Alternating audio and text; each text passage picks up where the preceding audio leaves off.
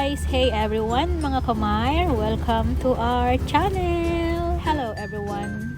So, this is Filipino food. It is a very simple food, especially ng mga taga-probinsya. And I know yung iba favorite din itong dilis with tomato and fresh steam na okra with soy sauce and calamansi. So, kumakain ka din po ba nito mga kamayr? So, wala lang, share ko lang sa inyo itong aking ulam na dilis with tomato and okra. So, simple lang siya, pero masarap. So, ayan. Diba? Super crispy and healthy also as well. So, thank you everyone for watching. See you on my next vlog. Kain po. Bye-bye!